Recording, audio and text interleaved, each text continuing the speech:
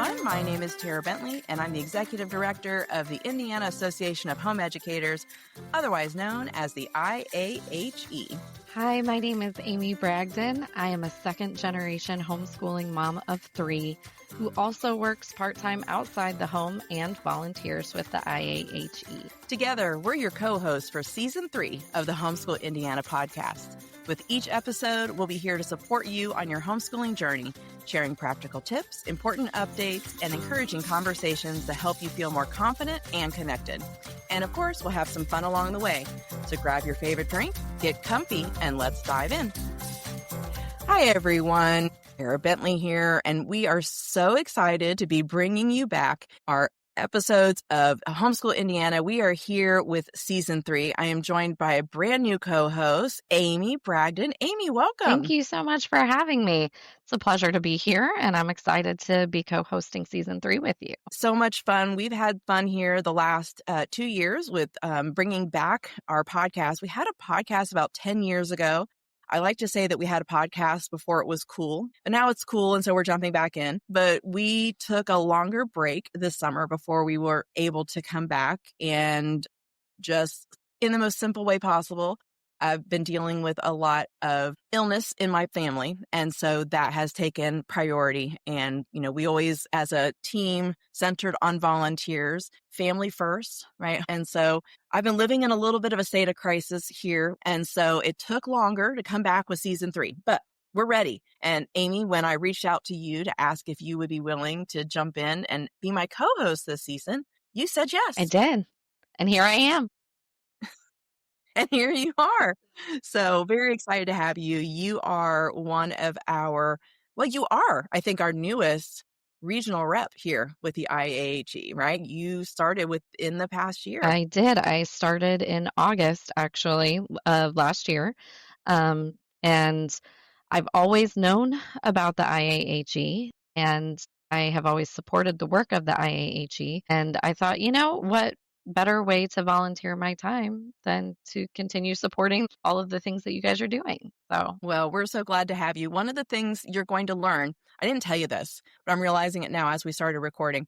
One of the things you learn as a podcast co-host in this organization is how difficult it can be to say IAHE over and over and over. It's a mouthful. It really is. I'm trying really hard to get my I's and my A's and my H's all clear. Yes.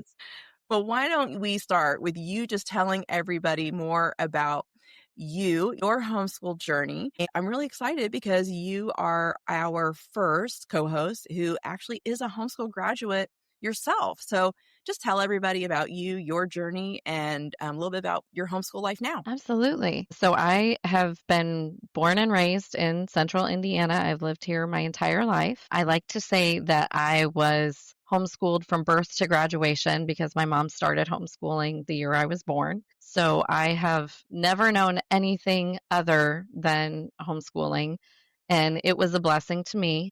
I was one of 6 kids, and we were all homeschooled at some point in our educational journeys. Most of us, though, were homeschooled all the way from the beginning to the end and received our diplomas from our parents. I was actually, I think, a graduate in one of the last IAHE graduations that was held downtown. I graduated in 2003, and there was an IAHE graduation ceremony that year at Calvary Tabernacle, downtown Indianapolis. So I was a graduate in an IAHE ceremony. And then I went on to college. I got my bachelor's of science in nursing, and I am still a nurse. I work part-time as a nurse outside the home, although sometimes with picking up shifts, it seems more like full-time. I have 3 beautiful daughters who I have homeschooled since the beginning as well. My husband is from a homeschooling family, although he was not homeschooled himself. He did go to public school, but his younger siblings were homeschooled at some point as well. So he was not scared of me or my homeschooling ideas and was very supportive. all along of homeschooling our girls. We have now a junior, a seventh grader, and a fifth grader. So I'm not in Okay. the young years anymore. My girls are growing, and we're starting to look ahead to the college scene and all of the things that come along with that, towards the end. So it's very bittersweet for me to think, I don't have anybody that I'm teaching to read anymore. My phonics days are past, but I'm looking ahead with a lot of excitement. It's a fun time, and there are so many opportunities for homeschoolers.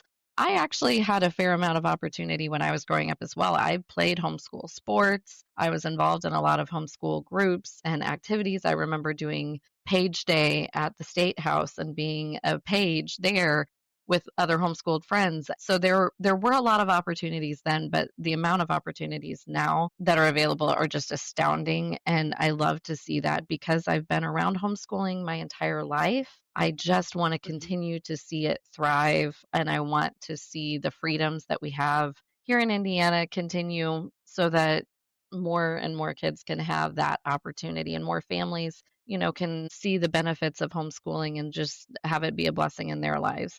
I'm sure there were times as a high schooler when I may not have appreciated it as much as I do now, being a typical high school attitude or having an attitude like that. But I am very thankful for it now. I love homeschooling my girls. I wouldn't have it any other way. Well, that is so neat. I did not know that about you participating in an IAHE graduation back in the day. So we're a little bit apart in age, Amy, let's just say.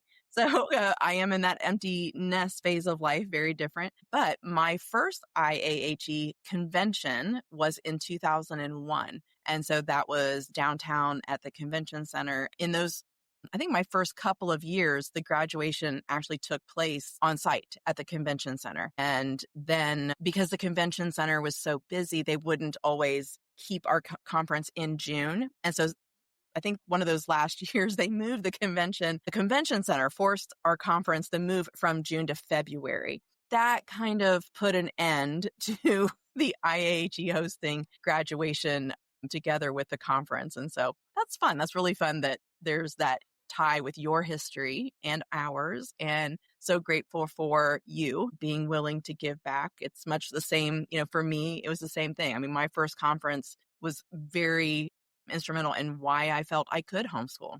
And so this organization was key to that. And I was so excited to be able to give back. I will have to share with you sometime the VHS tape that I have of the graduation. We'll have to review that together and look at it. It would be so much fun. But I think I was actually at the convention in 2021 because as a high schooler, they had opportunities for us to volunteer with the younger kids areas so that parents could go to workshops and things like that. So I remember volunteering as a teenager to work with some of the younger children while parents were, shopping or at workshops and things like that. Oh, okay. So like 2000, you said Oh, I'm 2021, but so I know you meant sorry. Yes, 2001. in I know. 2001. Time Yes. flies, time flies. Yeah, I remember that now. In the early days, they had the programs were a little bit differently, but wow, I'm having lots of my own flashbacks. So lots of fun, so much fun that you were a part of that. So what kind of activities are you currently doing with your family in your local community homeschooling? So you said you were big into sports. What about with your kiddos? Well, interestingly enough, my husband and I were both big into sports. Our two oldest daughters were not. They Okay. chose more of the dancing and that type of activity. So we have kind of become dance parents with that. But my youngest daughter recently found a love for basketball. So she is starting basketball. She's actually been practicing for, the last month or so with a homeschool basketball team. So we're excited to kind of see where she goes from there. She loves it so far. And it is very nostalgic for me because my dad actually coached a homeschool basketball team for about 3 years when I was in middle school, and I remember being at all the practices. I was a cheerleader. It was very flashbacks for me too, just to start going to the gyms and being there with all the practices, and I was like, "Oh, I remember this. This is what I grew up doing too." So yeah, there's a lot of full circle moments for me lately between the IAHE Mhm. and what my kids are doing, but we do dance basketball right now, and we also participate in American Heritage Girls. My daughters are in a 99% homeschooled troop, I think, right now. So we've done co-ops, we've done other homeschool groups, we participate in a homeschool group at our church every week. It's just really exciting to see the number of homeschoolers and all of the opportunities. For a long time when my girls were younger than they are now, I was always the yes mom. Yes, it's a homeschool activity. We're going to do it. We're going to do all the homeschool programs at the library. We're going to do the homeschool gymnastics meetups. We're going to do all the homeschool programs that, the orchards and any other place would offer, and I've learned sometimes you have to say no too. So we've Right. done, I feel like, the whole gamut of all the activities that there are, but these are kind of the ones that we're settled into right now. And of course, I want to continue volunteering, and I tend to volunteer in all of my children's activities. So I'm trying to learn not to be the one who does the most in all of the things. I'm taking a step back in some of those things, but we stay pretty busy, and and then we work too, so there's that. Yeah. It gives me another flashback to one of my first conferences, again, downtown at the convention center. And when we started homeschooling, my youngest, this was in between her 6th and 7th grade years, she had been in public school. So we were pulling her out in the middle. And the critics talk about socialization, socialization, socialization. And I think when you start homeschooling, you very often make decisions with that little critical voice in the back of your mind. And she said something that has always stuck with me. She said, if you're going to call yourself a homeschooler, you probably should stay home.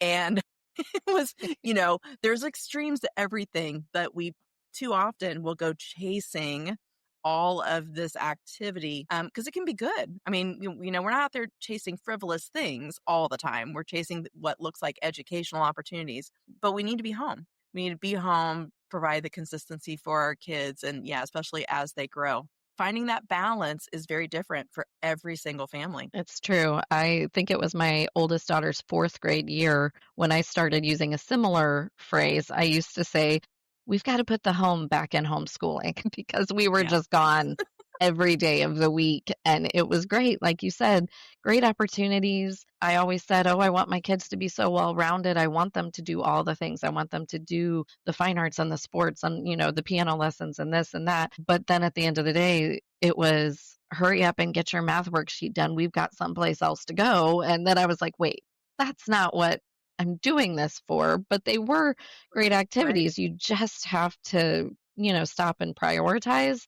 And that's hard sometimes because there's so many great opportunities, but I'm thrilled that there are so many great opportunities now. And I'm thrilled that homeschooling in general is just much more accepted.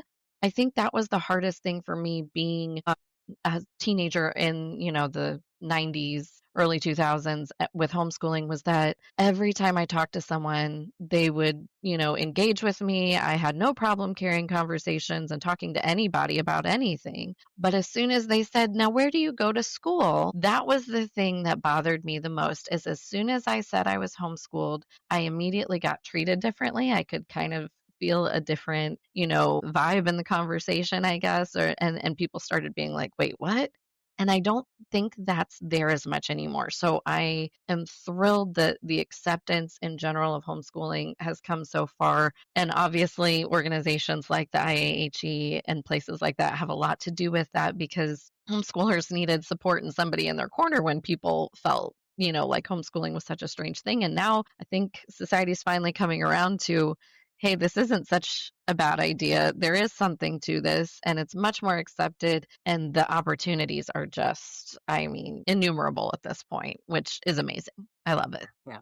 It is, and good and bad, right? Like let's not oversimplify this, but good or bad, the pandemic, the great disruptor, right, in the education space above all else. And we live in a very different world, and no one believes in the great monopoly anymore.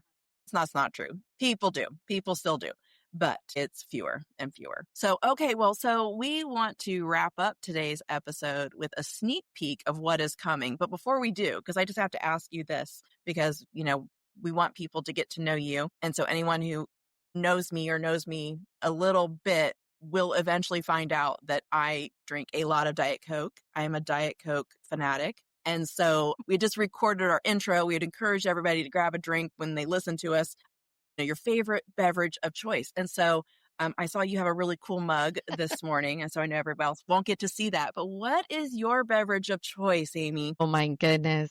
I know what everyone in my family would immediately expect me to say, and so it's Coke. Just plain Coke. I'm a purist. I say that all the time. I don't want the vanilla Coke. I don't want the cherry Coke. I just want my plain Coke. I am happy. I want it, cold, but not too much ice. I don't want it watered down.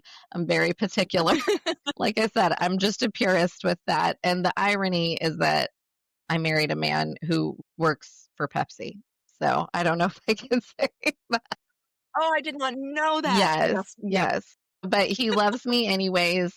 Before we got married, it was, you can work for Pepsi, but I'm still drinking Coke. So that's You absolutely taught me on that. So for many, many years, my beverage choice was Coke and then Diet Coke. And my husband was a massive Mountain Dew drinker. And so we would go to a restaurant and it was always a struggle to see who was going to win, right? Like, because one of us was going to win. It was either Coke product place or a Pepsi product place, but your struggle tops that. So I'm glad that you guys have found peace, made peace on this topic. we are a house divided with beverages, but otherwise very unified. Okay, very good, very good. Well, let's give everybody a quick sneak peek. So before we started recording and planning, I have shared with Amy a little bit of what we have on tap for this coming season, some of the things we can share and some of the things we're not going to share. And so, Amy, what is it that you would like to give everybody a little sneak peek about that is coming up? Because I'm excited about who all we're going to talk to. Absolutely. I think along the lines of the homeschool freedoms that we have and the things that I love to be a proponent of, I think we've all seen over, the past year or so some of the opposition to homeschool freedom. And I think learning everything that we can about how to protect it, how to support homeschooling, and knowing what's going on in our legislative bodies is going to be huge. So, very excited for discussions with the IAHE action team. They are going to be doing a little bit of a takeover of the podcast, as you put it. And I'm excited for all of the information that they have to bring. They are just such assets and just huge wealth of knowledge when it comes to everything as far as the legislation revolving around homeschooling. And so I'm very much looking forward to those conversations. Yes, and for people who have been listening, the name you know very well is, I refer to her as our IAHE warrior, and that is Kylene Varner. Her husband, Brian, is very active. If you've been to conference, you would see them together as a duo, but the rest of the year, he's in the background, but he is absolutely a huge part of our team promoting freedom, helping with our bill reading and everything else that we have going on. And he is going to join us here on the podcast and some of those conversations with Kylene. So looking forward to that. And hopefully our very second episode will also be very informative to people who care about homeschool freedom, because I will be interviewing Kirk Smith, who is with the Illinois Christian Home Educators. And so if you did not see what was happening in Illinois over the past year, you need to get caught up, and we're going to help you get caught up, because it was definitely probably one of the largest attacks we have seen on homeschool freedom across the country for decades. So Kirk Smith will be joining us on the podcast. He will be joining us at Capitol Day.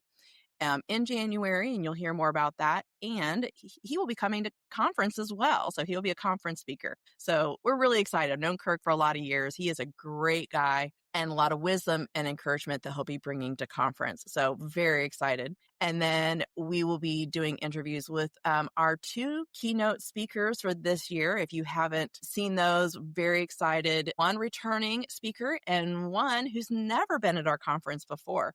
So you tell them who are you looking forward to hearing from of these 2? Are you going to make me pick between them right now? How can you say that to me? I know, pressure. I am excited because, like I said, my husband, while he grew up in a family that did homeschool at some point, he was not homeschooled. And so I think, as supportive as he is with it, I'm really excited for him to be there. My whole family will be at conference this year, Mhm. and I'm really excited for him to be there and hear Todd Wilson. I really would like to Yes. see what that does, for him, all the dads, and there are dads who are very, very involved and dads who aren't, but are in a supportive, role kind of in the background. But I think this might, help give those dads some support and some encouragement as well. So I don't know if I really want to pick between them, but for that standpoint, for my husband, I'm like, okay, I'd want to kind of see where this goes with Todd Wilson and see what he thinks of that too. Right. It will be a lot of fun. And then, of course, for the first time ever, we will have Dr. Kathy Cook. She is just wisdom,